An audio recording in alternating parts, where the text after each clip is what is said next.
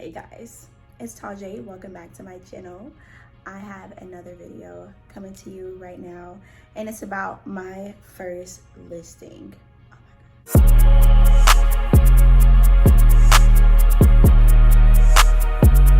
I want to give y'all the play-by-play.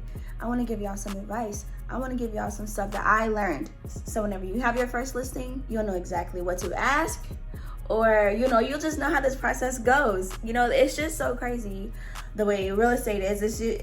First of all, every deal is not the same. I'm on my 5th deal, and I've dealt with crazy stuff on every single one of them.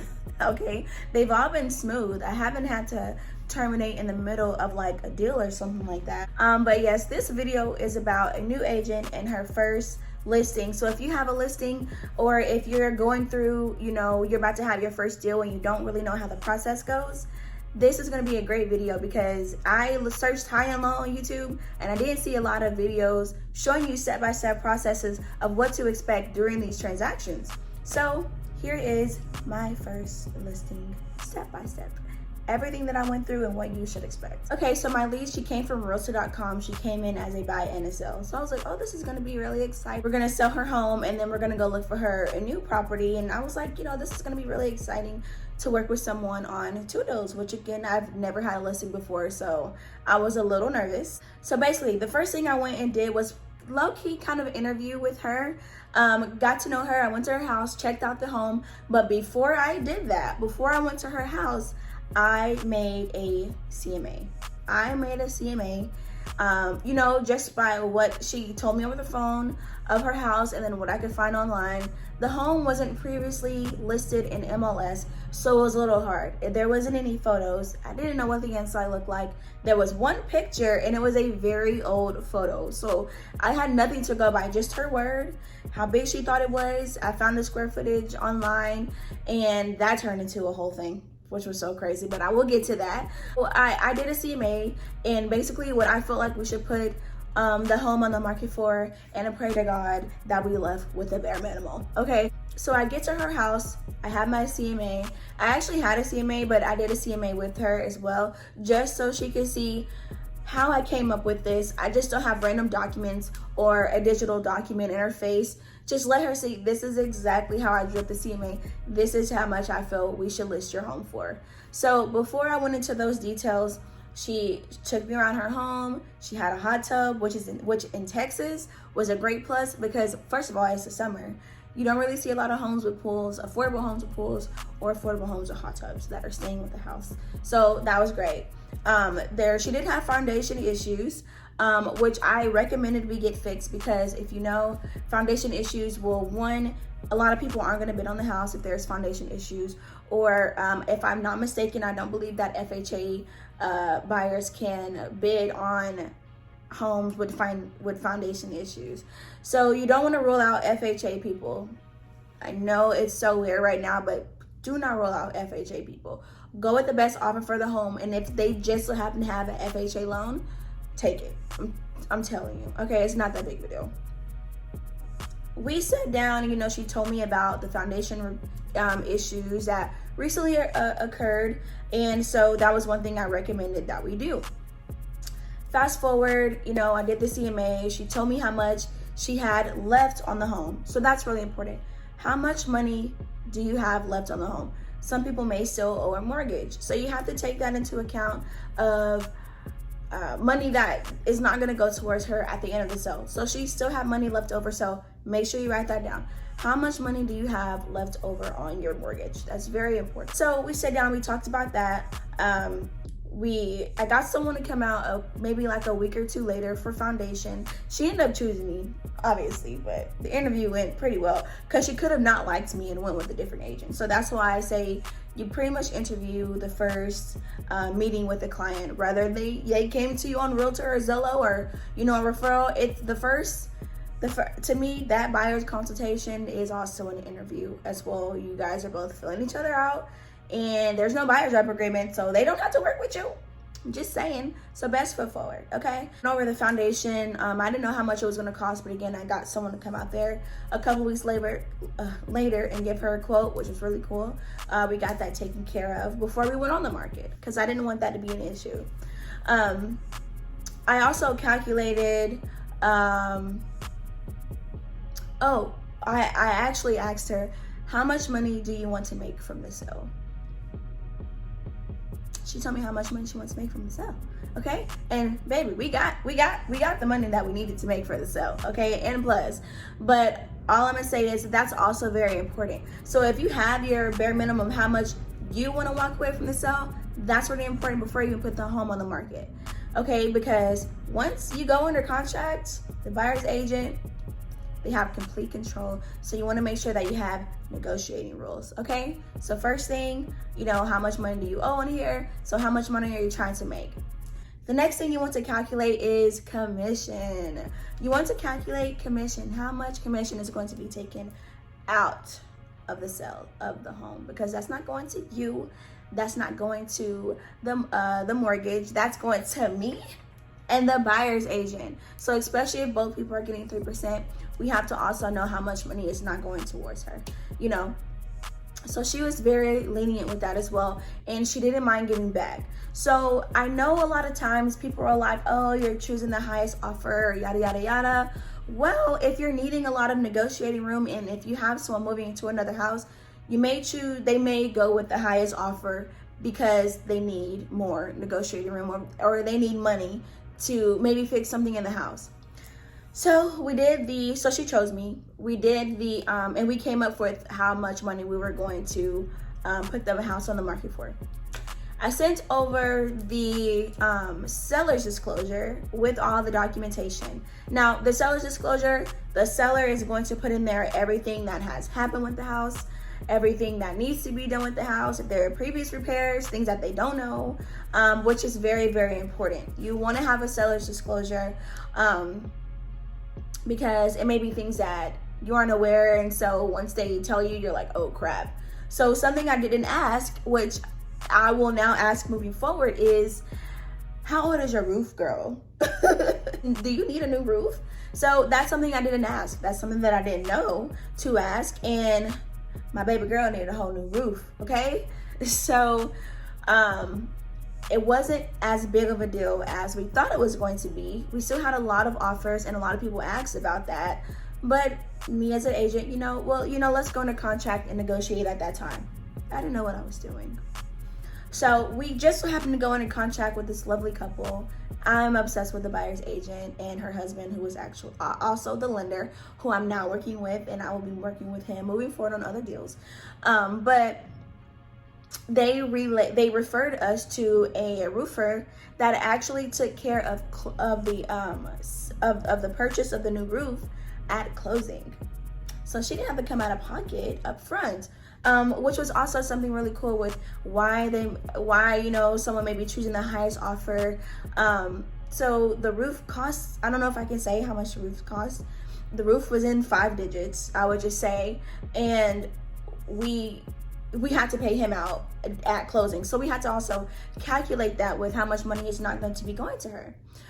There was also a couple of things here and there while we're in a contract. This is during the option period. We're negotiating, a couple $1,000s back, which is why if you go with the highest offer, you have a lot of negotiating room, because that money that is coming from the lender will go to the buyers. So just keep that in mind on whether you're purchasing or selling. Negotiate like crap. Ask for money back. Ask for seller concessions. I know a lot of people are like, oh, ask for money off. You can also ask for money back, okay? And a lot of sellers, I know they're really greedy, but if you're like, this is why we need money back, dropping it isn't gonna help us at all. Dropping the offer price isn't gonna help. It's not gonna help y'all. It's not gonna help the seller. They're not gonna get that much. They're not gonna get as much money back. It's not gonna help the agents. Our commission's gonna be lower. It helps everybody to just ask for seller concessions. So it's just, I'm just putting you on some game, okay? Asking for seller concessions literally helps everybody, okay? And it helps the comps in the area, okay? Just tell you what I believe. So we ended up negotiating that. So they ended up doing a full appraisal waiver, which was really cool. I don't know what the appraisal came back as. The only people that know that is the buyers and the buyer's agent. We didn't ask. But I mentioned that because there still has to be an appraisal done. So, I mean, this whole process was super smooth. I was doing my own transactions. So I didn't have a transaction coordinator, which was really scary because I had 3 transactions going on at the same time, which I had never done before. And I was like, yo, I'm a little scared. And I didn't know that the things that you negotiate, like the amendment, look, child, I didn't know you had to send that over the title. Okay. I'm learning my lesson. All right. Everybody got their money. Everybody got their seller concessions. Everybody got everything. But I'm just saying, at one point in time, I don't know which deal it was, I didn't know that you're supposed to send that over the title. But I figured it out. Okay. So just make sure any amendments that you do, any changes that you make to the contract, please get that over to title. Okay, get that over title. Make sure you tell the lender, because they have to distribute that money where it may fall. Okay. So, you know, negotiating went through fine. We did it within a couple of hours. Also, you know, we didn't have to, I don't think we extended our option period, but you are able to extend your option period. You are able to negotiate an extension of the option period. So let's say you went under contract and the option period was 3 or 4 days, and oh my goodness, the inspector isn't out, or the inspector took a lot longer than expected. You're able to be like, hey, we need another 24 hours. Can you add another day or 2 on the option period? And the listing agent should be able to do that. I don't remember if we extended or not, but if we did, I was okay with doing that because I definitely wanted the sale to be smooth and okay. Another thing that really helped out with this sale of her home is we actually went under contract right before for her new construction home. We actually went under contract for her new home before we sold her house. So we needed that money for the sale of her home. And I was like, they ended up just calling her before we went under contract, and I was like, girl, we have to sell your house fast now. So the thing that really helped out was the lender. The lender called me before I even called him. Buyer's agents, make sure your lenders are calling these listing agents, okay? Make sure your lenders are calling them, letting them know, hey, we could possibly close in less than 30 days. If you need to close before then, if they can do that, they will. If they can get, you know, a conditional approval before 10 days, that's great. I needed that to be quicker because we're already in the contract for her new home, and it was a lot of more pressure, which is why I chose the deal that I did. Ultimately, it was the best offer for her home. So yeah, it was the best offer for her home, but the lender ended up calling me and letting me know, hey, we can close a lot sooner than that. You know, we had cash offers too, but that was just the best offer for the deal. So I also hosted an open house, which was really fun. I had I had done an open house for my supervisor at a previous brokerage before, which put me on game a lot, what to expect. I had sign-in sheets, which is really good because that gives you an option for prospects in the future. You know, you can take their phone numbers, emails, and put that into your CRM and follow up with those people later. And, you know, if they're a lot of times, actually a lot of those people that came in, they didn't have an agent representing them. And they were asking me, you know, if we put in an offer, can we use you? And my brokerage actually allows you to do intermediary. So I would have been able to represent the buyer and the seller if we would have, you know, gone that way. And also it would have been up to the seller if she was okay with that. But we didn't have to go that route. So I don't even think I asked her about it. Yeah, so having an open house, I know in this market, a lot of people, they don't host open houses because you really don't have to. But I wanted to, just to get to know, sorry, I'm so sorry. This lash is killing me. Just to get to know the community. And actually getting to know the community there, it really lets you know like what people are looking for. People were asking me about schools. People were asking me about stores. Let me tell you, I live almost an hour away from where we sold our home. I had no idea. So I just had to tell him, I'm so sorry, I don't know. But I'm glad I took that opportunity to see, what are these people going to ask? You know, what's the best school system? What is this school rated? And what does this school have to offer?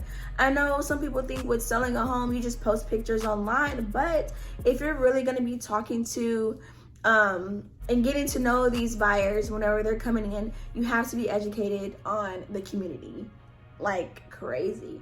So fast forward to the appraisal. We hired, well, the lender got the appraisal. So the appraisal, it comes from the lender, but not really like the lender, I guess, like the bank itself, or the whatever. No one knows who's going out there. Basically, it would be a conflict of interest, excuse me, because you could be telling them, hey, make sure you appraise this. So no one knows. It's like a third party, like appraisal management company, and they randomly choose someone to go out there. Now this appraiser, she actually reached out to me and let me know when she was going, so I had her phone number. I spoke to her once. She introduced me, well, I actually spoke to her twice, but she introduced herself to me, which I thought was really nice. She appraised the house, and we were supposed to get the appraisal back later that week. Something odd that, well, I guess it wasn't odd, but I listed the house at a certain square footage, and whenever she did her calculations, it was a little off. And again, that's what I got from my research.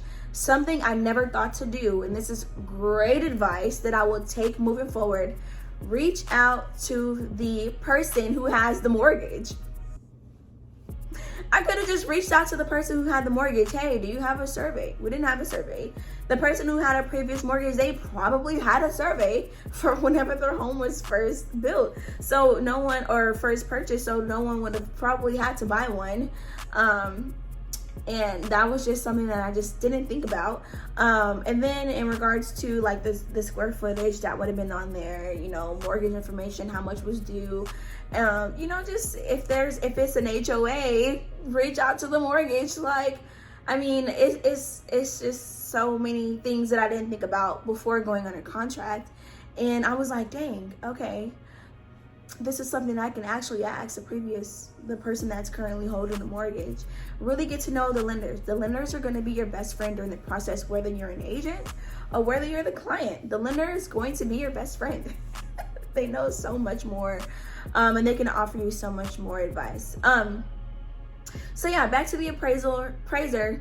She actually went missing during the process. And, you know, we closed on Tuesday, and I don't think we got the report. Back in until like Monday or like late Friday. I think it was the weekend, but no one heard from her for like 5 days, and I was terrified. I thought something tragic had happened to her, and the thing that was most scary about it was, of course, her safety, her life. But we closed on the 29th, but in the event something happens with the appraisal, the lender has to order a rush appraisal, and that comes from the lender's budget, you know, because it falls on the lender at that point. Originally, the buyer pays for the first appraisal, but since you know, if something goes wrong, the lender has to pay for a rushed one. So it was really scary because our rushed one wasn't going to be available until the 6th of July. And we were scheduled to close on the 29th of June. And then on our new house, we were scheduled to close on the 30th of June. So if that would have happened, we still wouldn't be closing today, which is the 6th. Now that I think about it, like, we would still be in this process. With the appraisal, we wouldn't have gotten the appraisal for maybe another week from tomorrow, which would have held everything back 2 weeks. I wouldn't say that it's abnormal for things like that. I haven't had anything like that happen. Prayerfully, I don't have to go through that. But stuff like that happens, and it was a wake-up call, like, girl, all these deals aren't going to be smooth, you know? So they ended up getting in touch with her like 4, 5, 6 days later. We got the appraisal report, I think that Saturday, and we were still able to close but I think the funds were like a day late because of that. And I just made sure I just told everybody everything. Hey, so-and-so said this and so-and-so said this. You as a listing agent, you want to make sure you're communicating with everybody. And I'm not gonna lie, all those emails and text messages I was screenshotting and sending over, you know, I just wanted this to be verbatim, copy and paste. Hey, ex lender said this, or agent said this, screenshot, copy paste. I don't want anything to be misconstrued on my behalf, you know. So just communication, effective communication between you, that buyer's agent, and those two lenders and title, baby, you want to make sure that these deals go smooth, especially doing your own transactions, because having a transaction coordinator is cool, but I wanted to know what the heck was going on, because if you don't know what's going on, then your client isn't gonna really be able to trust that you're as knowledgeable. So I mean, it's cool to have a transaction coordinator, but I would say in a couple of deals, I would say to go through that process with your buyers, and your sellers, because whenever push comes to shove, they're going to be asking you these questions, and I promise you won't know the answer to them. And just be honest with them. I'm sorry, I don't know the answer to that. Let me reach out to the lender. Let me reach out to the title.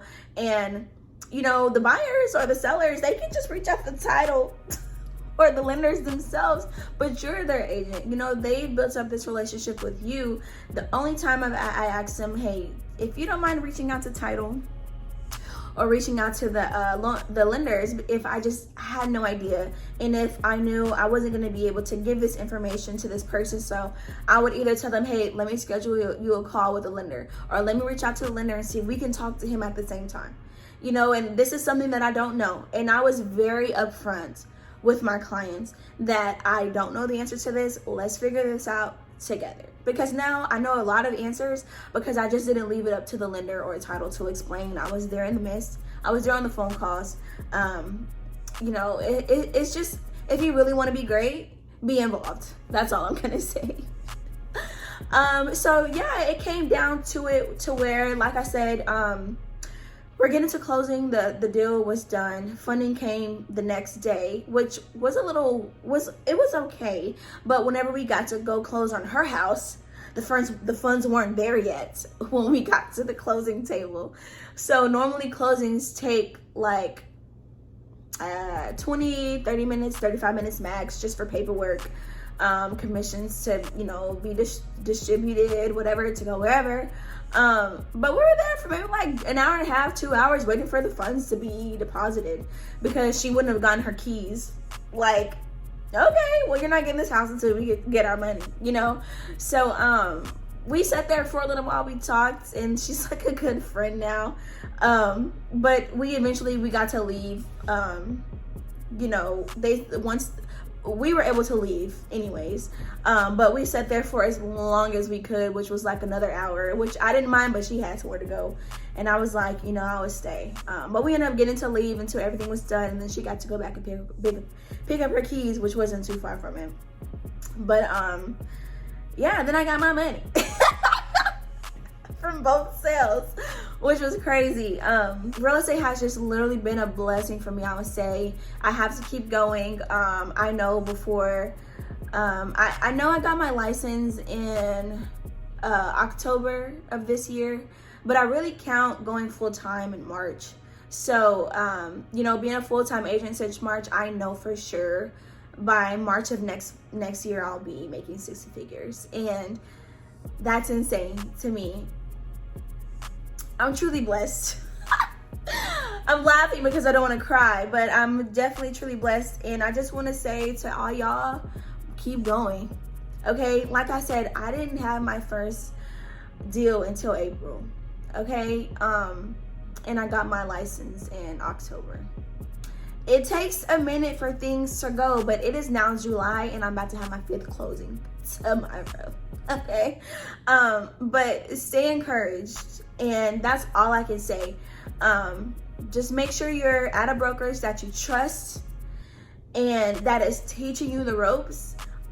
Any contract that is given to you, whether it's from a brokerage, from a client, read it, understand it. If you don't understand it, hire an attorney. That's all I'm gonna say. Because it's been some trials. I don't know if I can talk about them, but it's been some trials. but all I know is God got me. And that's all I can say. That's all I can say. But it's been great.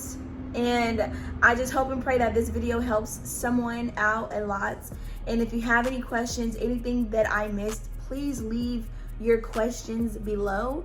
And I want, again, like I said in my previous video, I want to make a Q&A about anything else that I can answer, because I love what I'm doing with this channel, and I pray moving forward I'm more consistent. As you can see, I haven't been posting a lot. I was depressed. I was going through depression, whether that was, you know, obviously with real estate, things that I was going through with real estate, relationships. Honestly, if something isn't aligning in your life, let it go. You don't need no more stress than what you're already going to be under. And I really had to like understand that. That's another video. But just let it go and focus on what is going to make you happy. You don't need no extra stuff going on in your life, because real estate is a lot, okay? But it's worth it. So that was the story of my first listing. I really hope that this helps out you guys, you know, step-by-step process. I hope there's nothing that I missed. I think I got everything. But yeah, definitely keep, you know, again, just stay encouraged, okay? Like, comment, and subscribe.